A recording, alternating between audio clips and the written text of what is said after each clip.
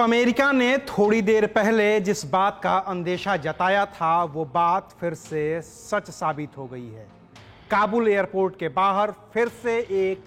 बड़ा धमाका हुआ है और माना जा रहा है कि ये भी एक आतंकी हमला है जिसको आईएसआईएस के खुरासान मॉडल ने ही अंजाम दिया है। हालांकि इस बार काबुल एयरपोर्ट के पास सुरक्षा के अच्छे खासे इंतजाम थे, तो इस बार ये हमला एक रिहायशी इलाके में हुआ है जो काबुल एयरपोर्ट के पास ही है और इस बार ये हमला रॉकेट लॉन्चर से किया गया है। इस हमले का अंदेशा अमेरिका ने सुबह ही जता दिया था, लेकिन उसके बाद भी वहाँ पे उस हमले को रोका नहीं जा सका है और ये बार बार कहा जा रहा है कि इस बार ये हमला रॉकेट लॉन्चर से किया गया है। इससे पहले भी 26 अगस्त को अमेरिका, ब्रिटेन और जर्मनी, ऑस्ट्रेलिया जैसे देशों ने चेतावनी दी थी कि काबुल एयरपोर्ट के बाहर एक बड़ा धमाका हो सकता है, लेकिन उस वक्त भी वहाँ पे लोगों ने इसको गंभीरता से नहीं लिया था और फिर 26 अगस्त की रात होते होते वहाँ पर आईएसआईएस ने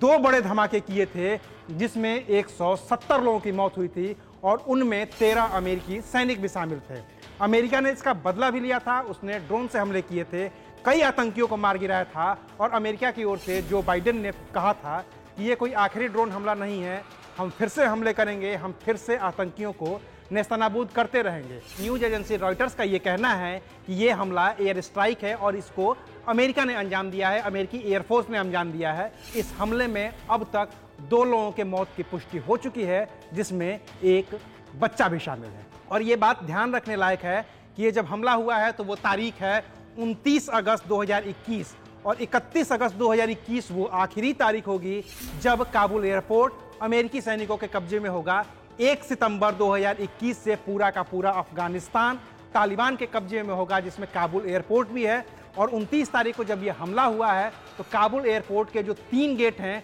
उन पे तालिबान ने खुद से अपना कब्जा कर लिया है। अमेरिका ने तालिबान को उसकी सुरक्षा का जिम्मा सौंप दिया है और सिर्फ एक गेट पर ही अमेरिकी सैनिक काबिज हैं जहां से वो अपना रेस्क्यू मिशन चला रहे हैं। लगातार उनकी फ्लाइट्स उड़ रही हैं, वो अमेरिका के अपने नागरिकों को और भी दूसरे देश के जो नागरिक फंसे हुए हैं उनको रेस्क्यू कर रहे हैं, अफगानिस्तान से बाहर निकाल रहे हैं। और इसी क्रम में काबुल एयरपोर्ट पर और उसके आसपास इतनी भीड़ जमा है कि इसका बार बार अंदेशा जताया जा रहा है कि वहां पर कोई भी आतंकी संगठन हमला कर सकता है, आत्मघाती हमले कर सकता है और जिसमें हजारों लोगों की मौत हो सकती है। लेकिन फिर भी भीड़ वहाँ पे एयरपोर्ट से हटने का नाम नहीं ले रही है। वो कोशिश में लगे हैं कि किसी तरीके से वो अफगानिस्तान से बाहर निकलने वाले किसी भी प्लेन में चढ़ जाएं और उस देश को छोड़कर बाहर निकल जाएं। लेकिन इसी की वजह से वहाँ पे आतंकियों की भी नज़र है और ख़ास तौर से उस आईएसआईएस खुरासान की नज़र है जो तालिबान को अपना सबसे बड़ा दुश्मन मानता है। इन दोनों के हालांकि